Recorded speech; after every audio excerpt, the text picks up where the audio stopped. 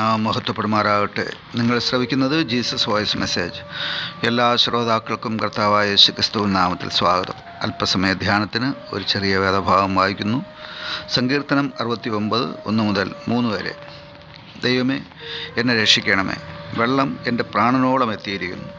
ഞാൻ നിലയില്ലാത്ത ആഴമുള്ള ചേറ്റിൽ താഴുന്നു. ആഴമുള്ള വെള്ളത്തിൽ ഞാൻ മുങ്ങിപ്പോകുന്നു. പ്രവാഹങ്ങൾ എന്നെ കവിഞ്ഞൊഴുകുന്നു. എൻ്റെ നിലവിളിയാൽ ഞാൻ തളർന്നിരിക്കുന്നു. എൻ്റെ തൊണ്ട ഉണങ്ങിയിരിക്കുന്നു. ഞാൻ എൻ്റെ ദൈവത്തെ പ്രതീക്ഷിച്ച് എൻ്റെ കണ്ണ് മങ്ങിപ്പോകുന്നു. കർത്താവിൽ പ്രിയരെ, നാം വായിച്ചു കേട്ട 69 സങ്കീർത്തനം ദാവീദ് രാജാവിൻ്റെ ഒരു ധ്യാനമാണ്.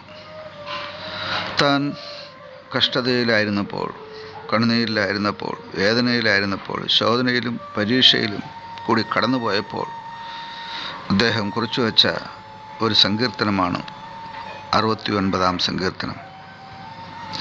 ഈ സങ്കീർത്തനത്തിൽ ദാവീദ് കടന്നുപോയ വഴികളെ നമുക്ക് കാണാം. അദ്ദേഹം ജീവിച്ച ജീവിത സാഹചര്യങ്ങളെ നാം ചരിത്ര പുസ്തകത്തിൽ പഠിക്കുമ്പോൾ വെള്ളപ്പൊക്കത്തിൽ അകപ്പെട്ടുപോയ അവസ്ഥ നമുക്ക് കാണുവാനായിട്ട് കഴിയില്ല. എന്നാൽ ഇന്ന് നാം വായിച്ചു കേട്ട വേദഭാഗത്ത് അദ്ദേഹം ആഴമായ നിലയില്ലാത്ത ചേറ്റിൽ അഥവാ ചെളി നിറഞ്ഞ അഴുക്ക വെള്ളത്തിൽ അവൻ താണുപോകുന്ന അനുഭവങ്ങളെ രേഖപ്പെടുത്തിയിരിക്കുന്നു. ഇത് അദ്ദേഹം അനുഭവിച്ച കഷ്ടതയുടെ ഒരു നേർചിത്രമാണ്. അതല്ലാതെ അദ്ദേഹം ചെളിവെള്ളത്തിലോ ചേറ്റിലോ മുങ്ങിത്താഴുന്ന അനുഭവമല്ല. ചില ജീവിതാനുഭവങ്ങളെ വേദപുസ്തകത്തിൽ ഇപ്രകാരം രേഖപ്പെടുത്തിയിട്ടുണ്ട്. അത് ആ കഷ്ടതയുടെ ആഴം മനസ്സിലാക്കുവാൻ വേണ്ടി മാത്രമാണ്. അദ്ദേഹം നിലവിളിയാൽ തളർന്നുപോയി എന്നാണ് എഴുതിയിരിക്കുന്നത്. അഥവാ പ്രാർത്ഥിച്ച പോലും തളർന്ന അവസ്ഥ. ഇത് ഒരു ദൈവപൈതലിൻ്റെ ജീവിതത്തിൽ വരുന്ന ചില നിമിഷങ്ങളാണ്. പ്രാർത്ഥനയ്ക്ക് ഉത്തരം ലഭിക്കാത്ത അനുഭവം, അതുപോലെ ദൈവത്തെ പ്രതീക്ഷിച്ച് കണ്ണ് മങ്ങിപ്പോകുന്ന അനുഭവം. എന്തുകൊണ്ടാണ് ഇങ്ങനെയുള്ള അനുഭവങ്ങൾ ഒരു ദൈവപൈതലിൻ്റെ ജീവിതത്തിൽ ഉണ്ടാകുന്നത് എന്ന ചോദ്യത്തിന് ഒരുപക്ഷെ ഒരു ദൈവപൈതലിന് ഉത്തരം ലഭിക്കണമെന്നില്ല. ഒരു ദൈവപൈതലിൻ്റെ ജീവിതത്തെ നിയന്ത്രിക്കുന്നത് ദൈവമാണെങ്കിൽ അനേക വിധത്തിലുള്ള വിവിധ സാഹചര്യങ്ങളിലൂടെ ദൈവം ആ മനുഷ്യനെ കടത്തിവിടും.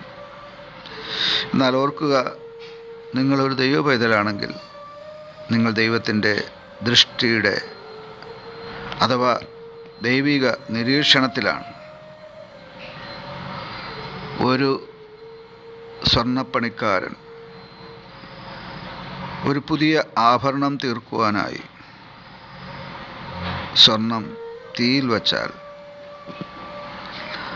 ആ തീയിൽ വയ്ക്കപ്പെട്ടതായ സ്വർണം ഉരുകി ആ സ്വർണ്ണപ്പണിക്കാരൻ്റെ മനസ്സിന് ഒത്തവണ്ണം രൂപപ്പെടുന്നതുവരെ ആ സ്വർണ്ണപ്പണിക്കാരൻ തൻ്റെ നിരീക്ഷണം, തൻ്റെ ദൃഷ്ടി ആ സ്വർണത്തിൽ നിന്ന് മാറ്റുകയില്ല. ഇത് സത്യമായ ഒരു കാര്യമല്ലേ? അങ്ങനെയെങ്കിൽ സർവശക്തനായ സൃഷ്ടാവായ ദൈവവും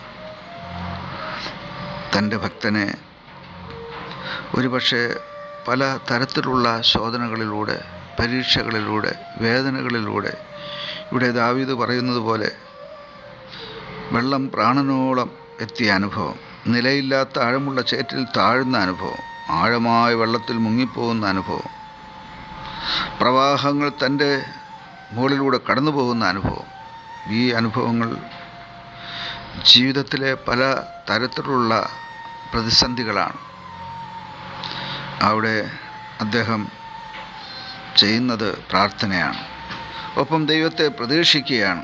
പക്ഷേ അതിനൊന്നും ഒരു ഫലമില്ലാത്ത അവസ്ഥയാണ് കാണുന്നത്. എന്നാൽ ദാവീദിൻ്റെ ജീവിതം മുഴുവൻ നാം പഠിച്ചാൽ മനസ്സിലാക്കുവാനായിട്ട് സാധിക്കുന്നത് ആ നിലയില്ലാത്ത വെള്ളത്തിൽ അദ്ദേഹം തകർന്നു പോയില്ല എന്നുള്ളതാണ്, നശിച്ചു പോയില്ല എന്നുള്ളതാണ്. ദൈവം അദ്ദേഹത്തെ കോരിയെടുത്തു രക്ഷിച്ചു എന്നാണ് നാം കാണുന്നത്. അതെ, ഒരു ദൈവ പൈതൽ എല്ലായ്പ്പോഴും ഏത് സാഹചര്യത്തിലൂടെ കടന്നുപോയാലും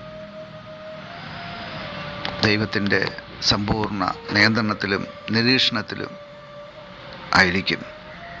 ഈ വചനങ്ങളാൽ സർവശക്തനായ ദൈവം നിങ്ങളെ സമൃദ്ധിയായി അനുഗ്രഹിക്കുമാറാവട്ടെ. ആമേൻ.